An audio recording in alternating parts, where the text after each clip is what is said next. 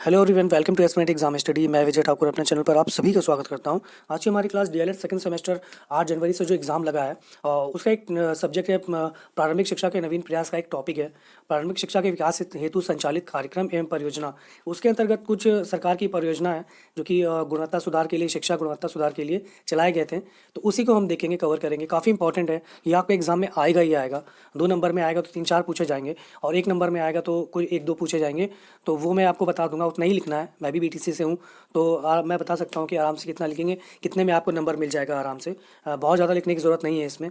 तो चैनल पे अगर न्यू है तो प्लीज़ सब्सक्राइब कर लीजिएगा और लास्ट तक देखिएगा।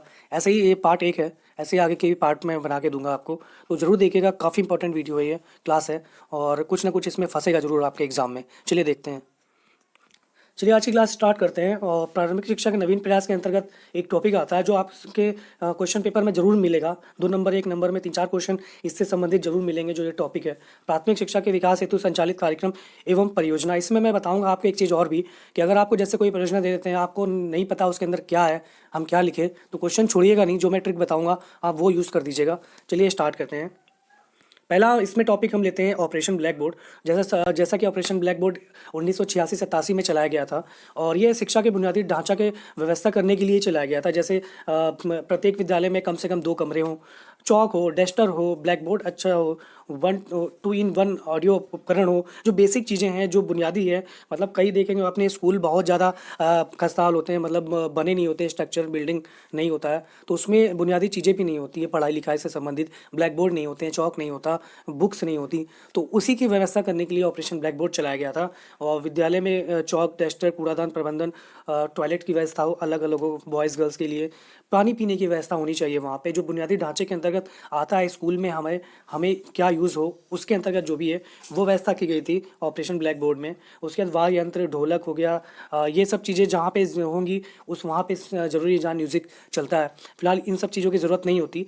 सिर्फ 1-2 चीज़ ज़रूरत होती है। आपका ब्लैक बोर्ड होना चाहिए, एक बुनियादी जो कमरा हो वो होना चाहिए, चौक, डस्टर होना चाहिए और टॉयलेट होना चाहिए और पानी पीने के लिए। ये चीज़ें बेसिक है। बाकी चीज़ें हैं तो अच्छी बात है, नहीं है तो भी कोई दिक्कत नहीं होती है।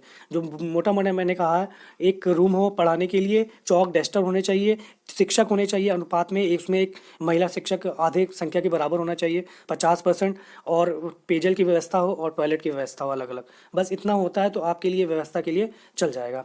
चलिए नेक्स्ट देखते हैं अब इसका। नेक्स्ट हमारा आता है बेसिक शिक्षा परियोजना, जो कि बेसिक एजुकेशन पॉलिसी नाम से होता है। 1993 से ये योजना चलाई जाती है। प्रारंभ में इस परियोजना के 17 जनपदों में चलाई गई थी। उसके बाद इस परियोजना के अंतर्गत बेसिक शिक्षा के सार्वजनिकरण को मुख्य रूप से महत्व दिया गया। इस परियोजना का मुख्य लक्ष्य नामांकन शैक्षिक गुणवत्ता में सुधार लाना था। सबसे बड़ी पॉइंट लास्ट में लिखी हुई है। ये परियोजना क्यों चलाई गई थी, बेसिक शिक्षा परियोजना, बेसिक एजुकेशन पॉलिसी, ताकि जो विद्यालय में है वो नामांकन बढ़े और शैक्षिक गुणवत्ता में सुधार ला सकें। ये लाइन आप हर चीज़ में यूज़ कर सकते हो। मान लीजिए कोई भी आपको अगर परियोजना या कार्यक्रम दे रखा है, जैसे बेसिक परियोजना दे रखा है, आपको पता नहीं इसके अंदर क्या है, तो ये जो लास्ट लाइन लिखी है ना, इस परियोजना का मुख्य लक्ष्य नामांकन शैक्षिक गुणवत्ता में सुधार लाना था, ये लाइन आप हर परियोजना में चिपका सकते हो। 2 चीज़ें लिखोगे। सबसे पहले बेसिक परियोजना का फुल फॉर्म इंग्लिश में क्या होता है, बेसिक एजुकेशन पॉलिसी। उसके बाद ये कब क्रियान्वित हुआ, किस ईयर में, 1993। ये आपकी 2 लाइन हो जाएगी अपनी लैंग्वेज में लिखोगे तो। फिर तीसरी चौथी लाइन आपकी ये हो जाएगी, इस परियोजना का मुख्य लक्ष्य नामांकन शैक्षिक गुणवत्ता में सुधार लाना। तो ये किसी भी कार्यक्रम में आप ये लाइन चिपका सकते हो। 3-4 लाइन आपके आराम से हो जाएंगे। जहां आपको 0 नंबर मिल रहे थे वहां आपका 1 नंबर बन जाएगा। चलिए इसके महत्वपूर्ण अंग देख लेते हैं। 3 है। पहला है संस्थागत क्षमता में वृद्धि करना, शिक्षा गुणवत्ता में सुधार और बेसिक शिक्षा तक पहुंच। ये इसके 3 अंग थे महत्वपूर्ण, जो कि बेसिक एजुकेशन पॉलिसी में बताए गए थे। हिंदी की छोटी मोटी प्लीज टाइपिंग मिस्टेक अवॉइड करिएगा। चलिए नेक्स्ट देखते हैं। जिला प्राथमिक शिक्षा कार्यक्रम, डीपीईपी। इसका इंग्लिश में फुल फॉर्म सुन लीजिए, डिस्ट्रिक्ट प्राइमरी एजुकेशन प्रोग्राम इसका फुल फॉर्म होता है इंग्लिश में। और ये 1994 से प्रारंभ किया गया ये कार्यक्रम। इस कार्यक्रम का उद्देश्य शिक्षा व्यवस्था को आसान और सभी के लिए उपलब्ध बनाना था। वर्ष 2009 में इस कार्यक्रम को सर्व शिक्षा अभियान के साथ भी जोड़ा गया था। चलिए देख लेते हैं इसमें कुछ महत्वपूर्ण चरण हैं, कौन कौन से हैं वो देख लेते हैं।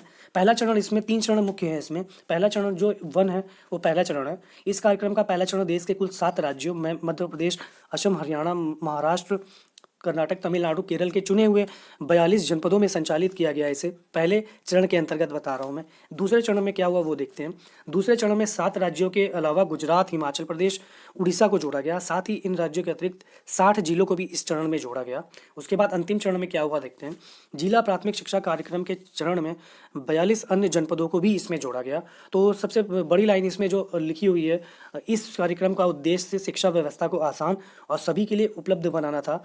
जो इसका उद्देश्य है वो है इसमें, और कई चरणों में इसमें विकास किया गया ताकि वही चीज़ आप जो यहाँ लाइन लिखी थी वो आप इसमें चिपका सकते हो।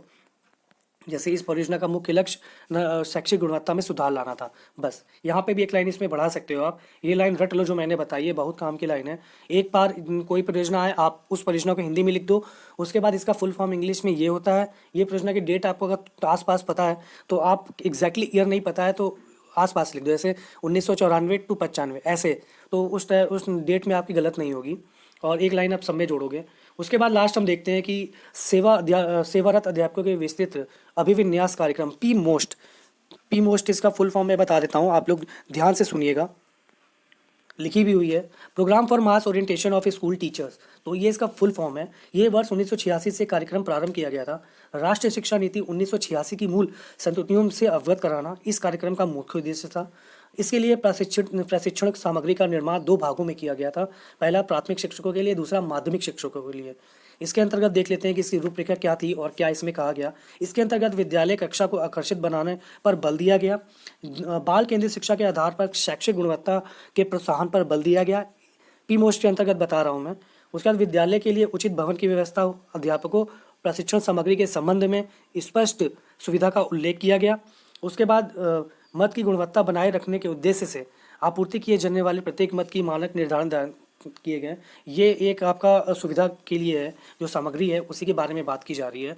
तो सेवारत अध्यापकों के विस्तृत अभिविन्यास कार्यक्रम पी मोस्ट 1986 से चलाए जा रहे हैं, जैसा कि देख सकते हैं आप। और इसका जो मोटा मोटा है वो है, इसके अंतर्गत देख लीजिए, जो रूपरेखा है आप वो याद रखिएगा। इसमें डेट याद रखिए और रूपरेखा याद करिए। और प्राथमिक और माध्यमिक दोनों के लिए अलग अलग चलाया गया था, ये याद रखिए। चलिए नेक्स्ट देखते हैं। इतना ही आपको लिखना भी है। ये मैंने दो नंबर का मटेरियल बताया आपको जो आप देख रहे हो। एक नंबर में ज़्यादा से ज़्यादा 3-4 लाइन के ऊपर आप नहीं जाओगे। उसमें आपका डेट होगा, फुल फॉर्म होगा और किस लिए चलाया गया उद्देश्य, एक लाइन। उसके बाद नेक्स्ट देखते हैं, प्राथमिक शिक्षकों का विशेष अनुस्थापन, जिसे सॉफ्ट कहते हैं। 1993-94 से ये अभियान चलाया जा रहा है। चलिए इसका फुल फॉर्म बता देता हूँ इंग्लिश में मैं। फुल फॉर्म इसका special orientation of primary teacher है। तो ये प्राथमिक शिक्षकों के लिए चलाया गया था, आप जैसा कि जान रहे हो, क्योंकि प्राइमरी टीचर स्पेशल ओरिएंटेशन है तो प्राथमिक शिक्षक लिखा भी है। यह कार्यक्रम सन 1993-94 से प्रारंभ किया गया। एनसीईआरटी का अध्यापक शिक्षा विभाग, राज्य अनुसंधान एवं प्रशिक्षण परिषद एनसीईआरटी के माध्यम से डाइट के द्वारा ये कार्यक्रम चलाया गया था। दोनों संस्थाएं इसमें हैं, सेंट्रल की और स्टेट की भी, एनसीईआरटी दोनों के द्वारा ये कार्यक्रम संचालित किया गया। इसका उद्देश्य देख लीजिए क्या है। कार्यक्रम के माध्यम से प्राथमिक विद्यालयों में सेवारत जो अध्यापक हैं उनको प्रशिक्षित करना और वो कैसे गुणवत्ता में सुधार ला सकते हैं वो चीज़ें बताते हैं इसमें। और प्राथमिक शिक्षा गुणवत्ता में सुधार करना इसका मुख्य लक्ष्य था। और देख लेते हैं इसमें क्या है इसके उद्देश्य। एनसीईआरटी ने सन 1991 की राष्ट्रीय रिपोर्ट में वर्णित न्यूनतम अधिगम स्तर की क्षमताओं पर बल दिया था। इसका जो उद्देश्य है, ऑपरेशन ब्लैक बोर्ड के अंतर्गत प्राथमिक विद्यालयों में दी जाने वाली सामग्री का समुचित उपयोग करने की दक्षता का विकास करना इसका मुख्य उद्देश्य था। अध्यापकों की विद्यार्थी और शिक्षार्थी केंद्रित अधिगम अपनाने के लिए प्रोत्साहन करना भी इसका मुख्य उद्देश्य था।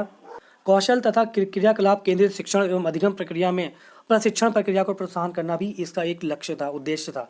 तो ये आपका 4-5 आपके मुख्य कार्यक्रम और परियोजना हो गई। बाकी का भी मैं बहुत जल्दी लेके आऊँगा।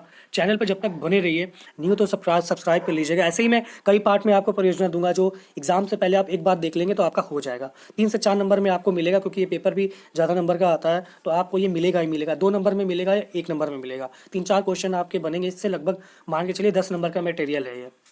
तो जो मैंने ट्रिक बताई वो भी आप इस किसी भी परियोजना या कार्यक्रम के लिए यूज़ कर सकते हो। जो मैंने बताया है आपको 3-4 लाइन आप 1 नंबर में, आप जहाँ 0 मिल रहे होंगे वहाँ 1 नंबर आपको मिल जाएगा। और बाकी पता है तो बहुत वेल एंड गुड है ये आपके लिए। तो चलिए नेक्स्ट वीडियो में बहुत जल्दी मिलते हैं। चैनल पे न्यू तो प्लीज़ सब्सक्राइब कर लीजिएगा और लास्ट तक देखिएगा। धन्यवाद।